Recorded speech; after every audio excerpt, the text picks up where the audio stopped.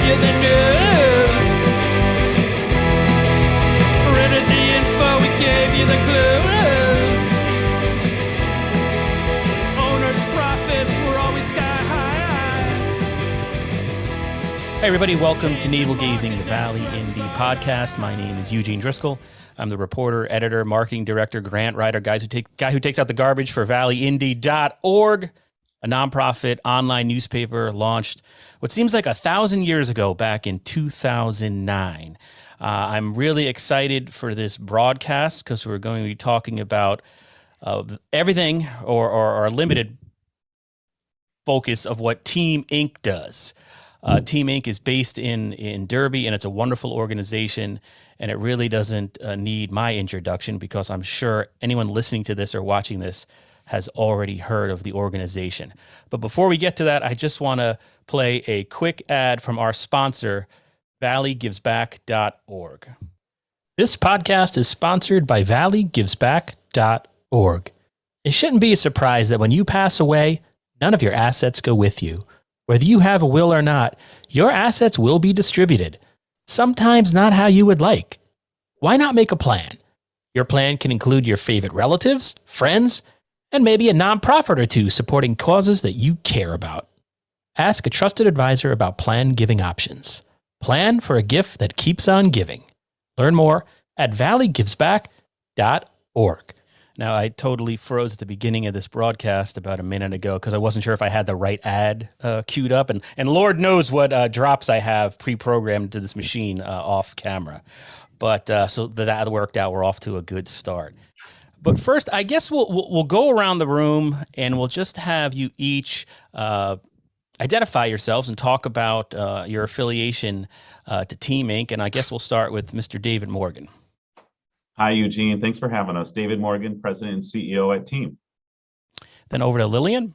Hi, I'm Lillian McKenzie. I am the new Development and Communications Manager here at Team. New to the team. I've been here for about 6 weeks. Then down to Carolyn. Hi, I'm Carolyn Cattaneo, lifelong resident of Shelton, and I work for Prudential Financial in Shelton, and I am a co-chair for this year's Toys for Kids event. And last but certainly not least, Carol. Hi, I'm Carol Pendergast. Many of you know me from the Valley. I've lived here my entire life in Shelton. I also work in Shelton, and I'm happy to co-chair this committee this year.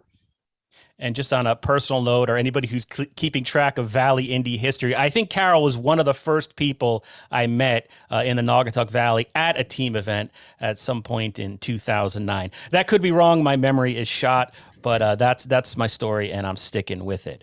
So I guess, Toys for Kids is, it's amazing to me personally to witness it every year, particularly the last few years, because it's been anything but routine to bring an event like this together. And not only has Team Inc. made it happen, and of course, thanks to the volunteers you see on this screen and the employees you see on the screen, but the people of the Valley in general who have stepped up and supported it. It's a cliche, but now more than ever. 1,600 kids more than helped last year by Toys for Kids. So, David, maybe we'll start with you.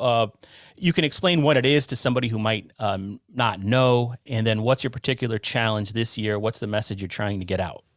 Yeah, thank you, Eugene. And again, thanks so much for having us.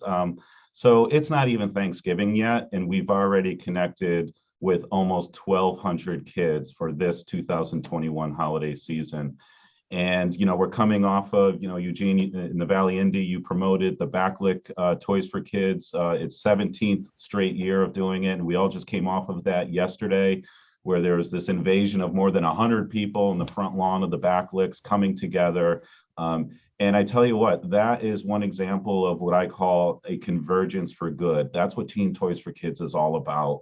And it's so much more than the toy itself. I want to remind people that, families are having to make difficult decisions, and they're balancing empty checkbooks. You're paying for the rent, you're paying the mortgage, you're paying for, food on the table, keeping the lights on, your taxes, your healthcare costs, transportation, et cetera, et cetera.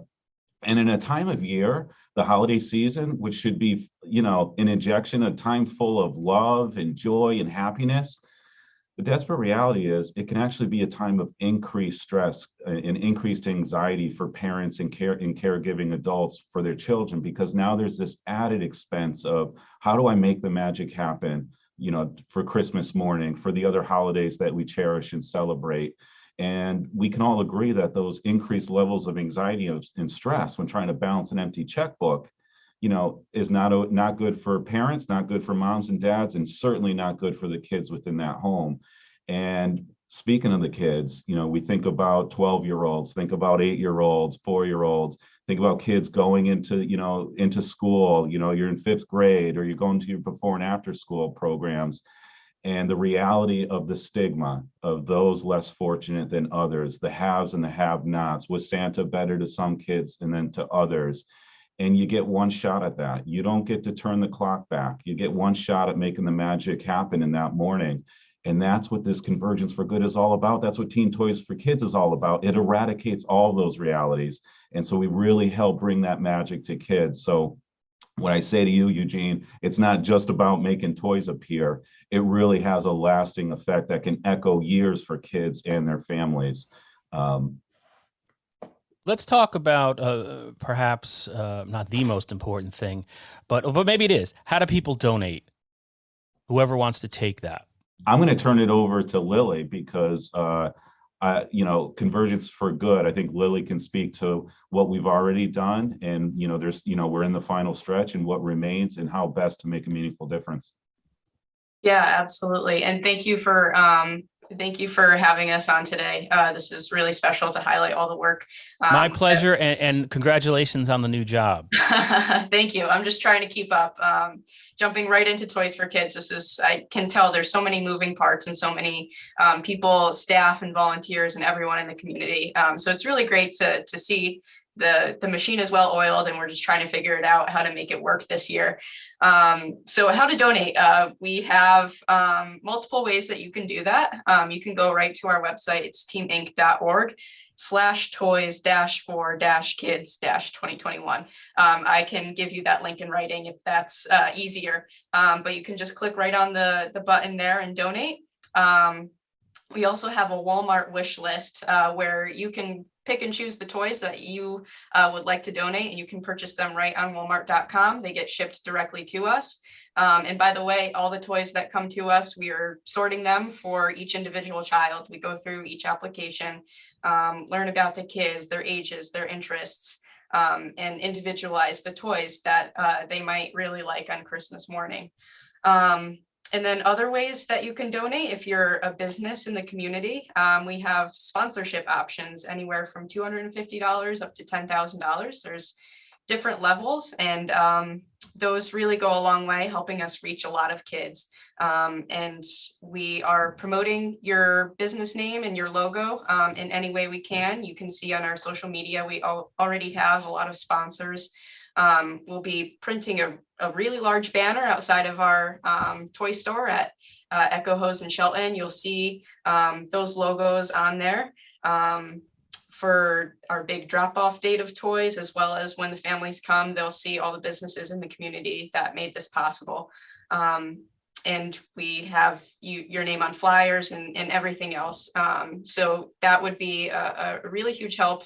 Businesses big and small in the community who want to do something nice and give back, and at the same time get a little promo shout out from us. Yeah, and the website's really nicely organized, by the way. I was checking it out before I went on. It's really easy to get all this information as there as well as here. How about in terms of, and I don't know whoever wants to answer this. I know, David, when we talked last year, it was the pandemic, or maybe it was I don't know. It seems like we've been in it forever. Maybe it was 2 years ago. I don't know. But now this year, okay, we have the pandemic, and last year that changed sort of the nature or the way Toys for Kids used to function, where these boxes would be all over the valley and we would come in and drop off our toys that way. But now this year, the supply chain issues that is on every media report all over the place. Is this a particular challenge this year to whoever wants to take that? Yeah, I'll start, and then I'd love to hand it off to our champion co-chairs, Carolyn and Carol. You hit the nail right on the head. I mean, when last year, before any cognizance of a pandemic, Teen Toys for Kids, we'd have over 160 toy drop-off sites. We had over a dozen community events. Last year, to your point, Eugene, 0 drop-off boxes, 0 events, and champions like Carol and Carolyn meeting with us every week last year to get this right and to be as creative as possible. To get people to donate virtually, get on our website, get on our social media, and oh, by the way, the families and the children to get on Santa's list. How do they virtually connect with team? The team staff, spending every minute and hour having a conversation with mom, dad, caregiver about what are the likes and wants of your 12-year-old son and your 8-year-old daughter. And, I remind you that when we got together just this past August, we had the unfortunate reality of the Delta variant of the coronavirus pandemic, and unfortunately, we saw another surge, and we came to the realization that we're still swimming in a world where we just can't get out of our own way. We think we're out, and then it's back in, and so that's where I just approached Carol and Carolyn and said, hey, we need champions to co-lead this and co-create this, another creative approach of Team Toys for Kids amidst the realities of a pandemic. So we met earlier than ever before, and we launched Team Toys for Kids earlier than before. And to your point, we ordered earlier than ever before, and we've been ordering earlier and earlier. And as people are responding, we have purchasing relationships with national distributors like Melissa and Doug, who are selling toys to us at cost, meaning we're able to, stretch that dollar even further. One realization, we all know food costs more right now. We all know gas and fuel is costing more. Toys are also costing more. Those who have kids right now, a lot of people realize that when they came to our Team Toys for Kids event yesterday at the Backlooks, saying, my goodness, even toys are more expensive. And so unfortunately, inflation is indiscriminate to every, experience and quality of life standard we're all navigating right now, which to me underscores even more so the importance of making magic happen. But I'd pass it off to Carolyn and Carol, who really have been orchestrating and great conductors of this work, not only a year ago, but actually getting us forward to ring the bell for success for 2021. Yeah, I think it has been really successful. And we had, as David alluded to, we had an early start, which was great because we foresaw a lot of issues with supply chain and people's access. And so we got a good start, and we already have 270 sponsors, I believe, right, David? Big and small companies. So thank you so much. And I think that's great. There's still time if others want to get involved. You don't need to be a large company. You can be a very small company. You can be a small office with a few people. We have, as Lily said, we have sponsorship levels on all different denominations, starting from $250 all the way to $10,000, and every little bit helps. So please consider helping us sponsor. The sponsorships go to buy purchase toys that are on the wish lists of many of our applicants, and also they go to buy gift cards for the older kids, which that is something that is hard to come by. There's lots of donations of toys, but people forget about those gift cards for the older kids so that they can go out and pick what they really want on the Walmart.com site. So thank you. Also, I wanted to say something about the way that we are approaching the event this year, and of course last year during the COVID time. I think that making this a virtual event has really streamlined the process a lot because, as David said in the past, we've had collection boxes throughout the Valley, and then we need volunteers to go around and pick up all those collection boxes, collect the toys, bring the toys to the toy store. And with the virtual option now, there's so much more of an outreach. We can reach many more people by promoting the QR code for the Walmart wish list, and also all of the updates that we have on our team website. And the outreach and the footprint is now so much bigger than ever. And I think that is, it also makes it more convenient for people if they aren't able to get out physically to purchase toys or to drop off toys. They can still have an opportunity to participate. So I think that it's not a bad thing. I think that this is a good thing, and it's a way forward that we can have this opportunity or this option available for years to come. That's really interesting. So you face all this adversity, as we all have with this pandemic and all the challenges. It's presented to us, and then supply chain issues. But if anything, it's sort of forced this program to step up and sort of modernize. And now it's bigger and better than ever, is what I'm hearing here. Yeah. That's right. Yeah, that's right. That's amazing. We still have our Corporate Volunteer Council involved, which is part of the Valley United Way. And the Corporate Volunteer Council companies are not only sponsors, but they're also our little soldiers in getting out there and promoting this and letting people know about it within their companies. And there are still some boxes around, which to David's point that he had made a couple of weeks ago, this shows that people are trying to come out of COVID. They want boxes, they want to collect, people want to buy toys.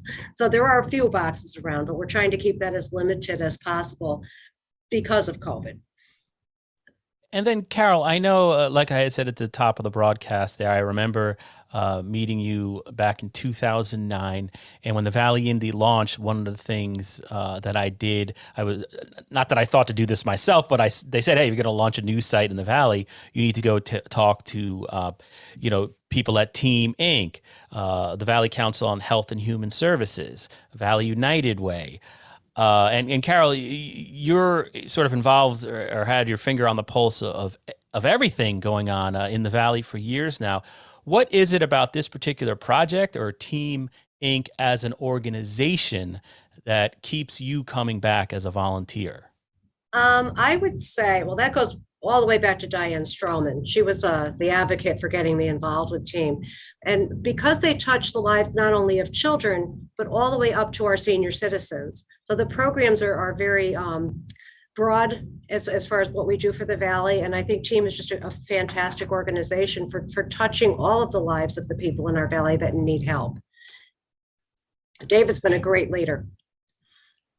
And then how about in terms of anything else anyone wants to add about this year's Toys for Kids that I haven't particularly asked at this point? What else do you want to stress?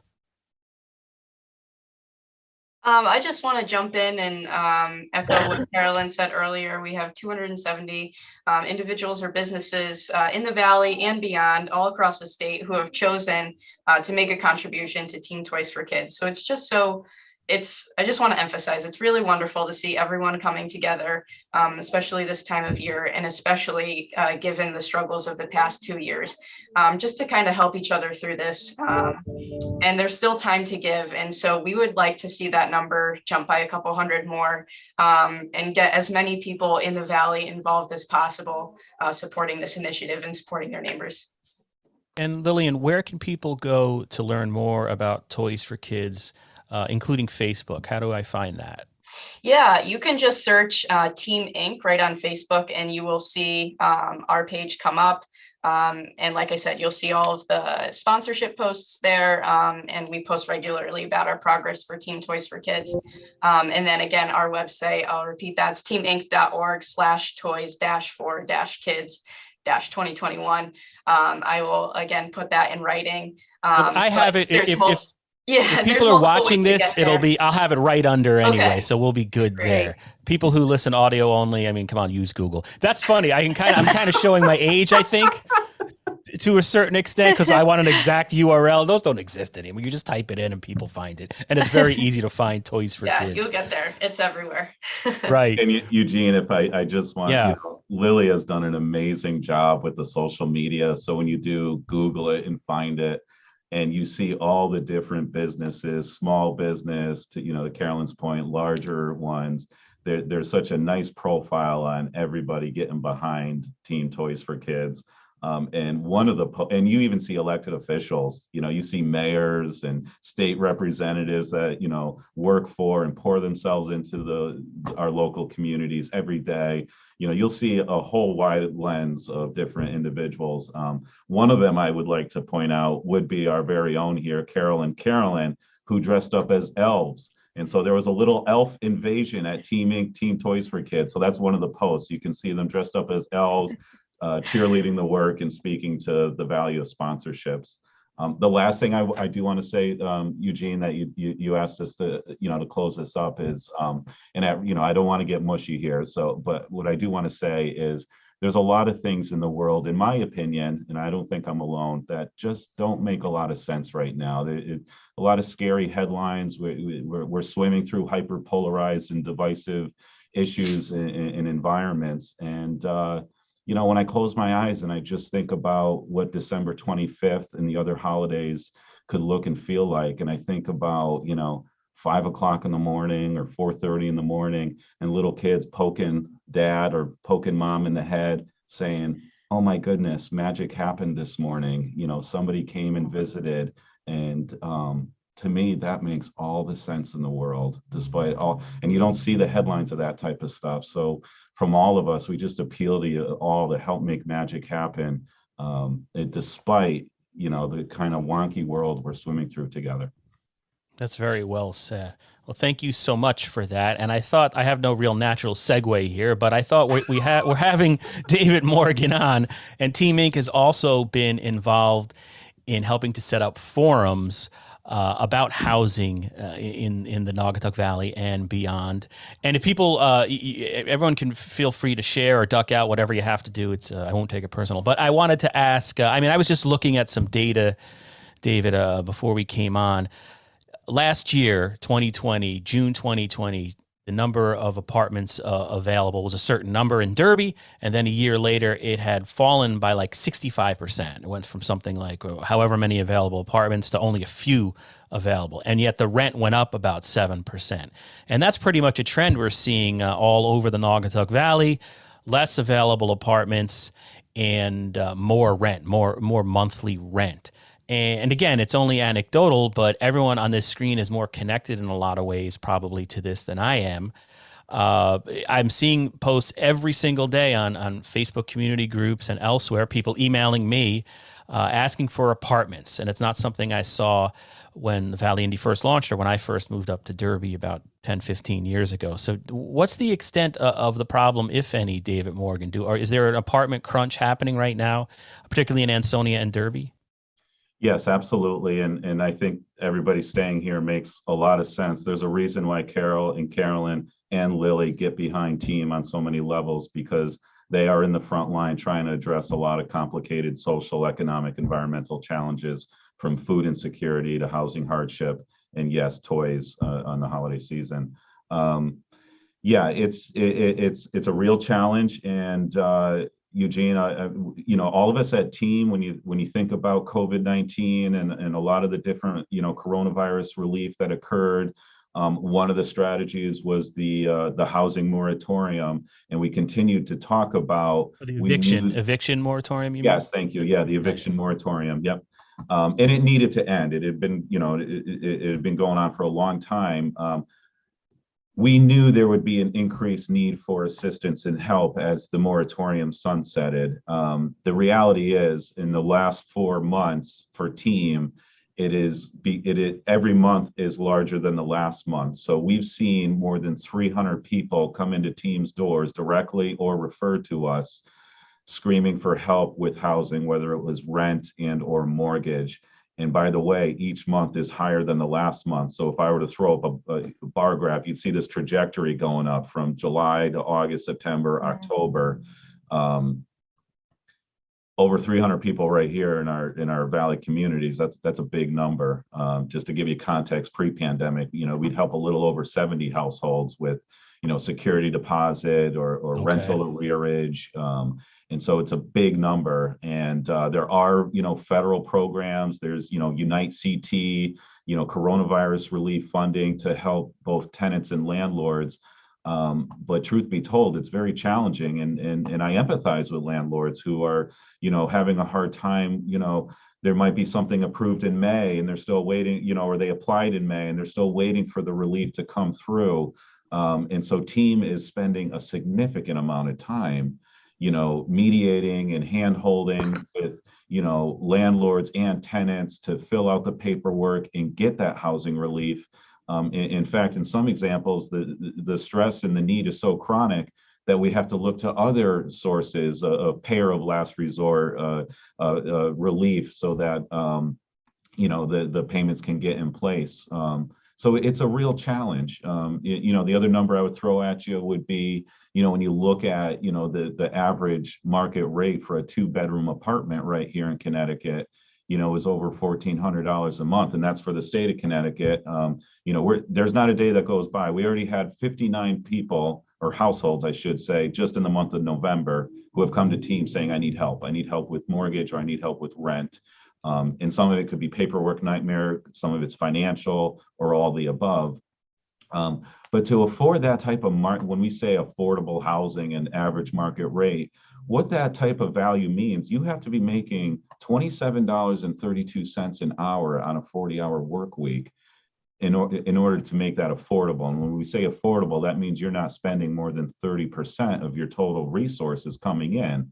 Once you start spending more than 30%, now it's starting to buckle. My ability to pay for the food on the table, the utilities, my taxes, my healthcare expenses, transportation expenses, childcare, school age activities, if those apply, diapers if I have young children. Once you get over 30%, you're starting to buckle on whether or not it's affordable anymore. And so this is not, and you raised the piece around forums. We do a lot of convenings. A beautiful article came out from Valley Indy that talked about food insecurity, but also about creating relational infrastructure, as I call it, on how do we get these types of solutions? Because this is not a low income problem. This is not a poor people problem. This is an everyone problem. When I see an older adult, age 79, living within her in Oxford with her large, big, beautiful house, her partner passed away, her kids are grown up. And she says, David, I can't afford to move out of my big Oxford house into an apartment of my choosing. I think that's a problem. And I think we should all be concerned if a 79-year-old woman can't care for that oversized house anymore, what's going to happen? That house depreciates, the value, the stock. So that, that's an everybody problem. When a dad says, my 25-year-old daughter can't find a rental option in the same town I raised her in, right here in Derby, and she wants to stay in the town she grew up on. I want her to stay in the town I grew up in. And this is not a Derby problem. It's not an Ansonia problem. It's not a Valley problem. It's a state of Connecticut problem.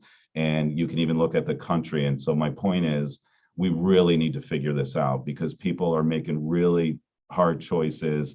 And, when you hear the stories being told from Shelton residents in Oxford and Seymour Valley residents saying, I always wanted my kids, just like every generation, to be more successful than the generation before them. And when I find that they can't launch, when the birdies can't get out of the nest and they got to stay within my home, or I have to continue to safety net, my 32-year-old daughter, I think we have a problem. And do you think? Well, let me just ask if I'm somebody who's listening to this or watching this on Facebook, and maybe I'm just starting to fall behind on my bills for whatever reason. Maybe my transmission broke, and there goes. That's a major disaster if you're essentially in this situation where you're living paycheck to paycheck, and housing and childcare particularly are eating up 50% of your income every month. What's the first steps they can take? Do you just call up team? Is team expanding its team within team that handles these housing issues? What are the first baby steps someone can take? Yeah, great question. Thanks for bringing it right down to the ground. So yeah, absolutely. Teaminc.org, and you can see the different tabs for housing assistance or other basic needs assistance. And that's why we had that first housing forum 40 days before the pandemic realities crashed upon Connecticut. almost 300 people came together at the Villa Bianca Banquet Hall in Seymour, and all team did was just hold the mirror up to the community and say, people are coming into team with food insecurity. They're coming into team needing help with their heating assistance. They're coming into team needing help with childcare, diaper need, their elderly parents. And team does not believe in making poverty livable. We do not believe in just giving one-off here relief giving. So when somebody comes in and they're struggling with food on the table, I think we can all agree that there may be more challenges, that's underneath the iceberg that we see. And so team, I think one of team's strengths is we cast no judgment. We do give tough love, but we do a holistic assessment. So you might be coming in with food, but tell us more. Are you working? Where are you working? Are you unemployed? Are you underemployed? Do you have access to healthcare, et cetera, et cetera? And so when we held that forum, of the common denominator, Eugene, was how much they were spending for the roof over their head. When they're spending, when 1 in 4 renters right here in the region are spending more than 50%, spending more than 50 cents for every dollar they're working hard to bring in, that's a problem. When 1 in 4 are spending more than 30 cents for every dollar they bring in, that's a problem. And you look at some of our communities in Ansonia, Derby, Seymour, Shelton, and you see them paying 62 cents to every dollar they're earning, and they got 38 cents left, for the food and the, things I said earlier. That's a real problem. And so that's why we did the forum. And then we did one again this past year amidst the pandemic. And we're going to do another one in May or June of 2022 because we're really excited. We've got exceptional leadership here in the Valley. We've got great mayors, first selectmen, first select women. We've got planning and zoning, housing commissioners. This is the only way we're going to solve this is by bringing all of us together, lived experiences, decision makers, to really address systems level. We are really good, going back to your question, forgive me, I went off on a tangent there. No, that's fine. Okay. So we help with security deposit assistance. We help with arrearages and matching payments. So again, landlords get a bad rap too often. Yes, we have landlords not in good practice, but we have a lot of wonderful landlords in the Valley who really, when you see the headlines about what the pandemic's done to small business, and how some are gone and we'll never see them again or will never be the same. You've got to think about our landlords. That's their livelihood. That's their small business, and they create beautiful housing spaces for people from all walks of life.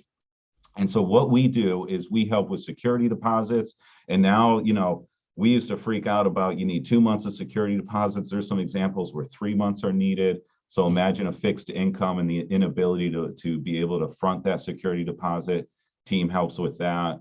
And then when people fall in arrearages, we really look under the hood. We look at how much resources are coming into that household, what is sustainable. We do give the tough love about this is not sustainable. We're going to need to do other strategies. If we help with this arrearage, you're going to come right back to team in 30 or 60 days. And that's not helping you. That's not helping the community. That's not helping anybody.